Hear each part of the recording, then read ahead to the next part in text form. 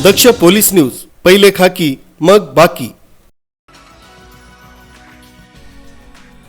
लोकसभा सार्वत्रिक निवडणूक 2024 करता नाशिक जिल्ह्यात नामनिर्देशन पत्र सादर करण्याच्या शासकीय कामकाजाच्या तिसऱ्या दिवशी अर्थात मंगळवारी नाशिक मतदारसंघासाठी त्र्यंबकेश्वर येथील महंत सिद्धेश्वरानंद गुरु स्वामी सोमेश्वरानंद सरस्वती यांनी शक्ती प्रदर्शन करीत मिरवणुकीने येत अपक्ष उमेदवार म्हणून नामांकन पत्र दाखल केलं। नाशिकच्या खुंटलेल्या विकासासाठी आपली उमेदवारी असल्याचं यावेळी त्यांनी सांगितलं। जय श्रीराम। आपल्याला माहिती आहे की गेले 10-15 वर्षापासून नाशिकचा कुठलाही पद्धतीचा विकास झालेला नाही आहे। आपल्या दृष्टिकोनातून आपल्याला लक्ष देत असेल की आरोग्य असेल, शिक्षण असेल, पर्यावरण असेल किंवा रोजगाराचा प्रश्न असेल किंवा शेतकऱ्यांचे खूप मोठ्या प्रमाणात प्रश्न आहे। ते प्रश्न म्हणजे काय तर हमीभाव असेल किंवा निर्यात बंदी असेल।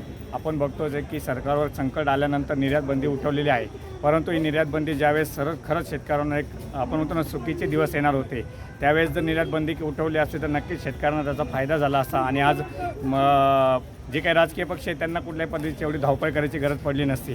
परंतु एकमेव उमेदवारीचा एकच आमचा प्रयत्न आहे की नाशिक शहराचा खुंटलेला विकास, नाशिक शहराचा बिघडलेला कायदा सुव्यवस्था आणि नाशिक शहराला एक आपल्याला माहिती आहे की सर्वांना की नाशिक शहर सुसंस्कृत आहे आणि नाशिक शहराला देवभूमी आणि कुंभाची भूमी म्हणून ओळखली जाते।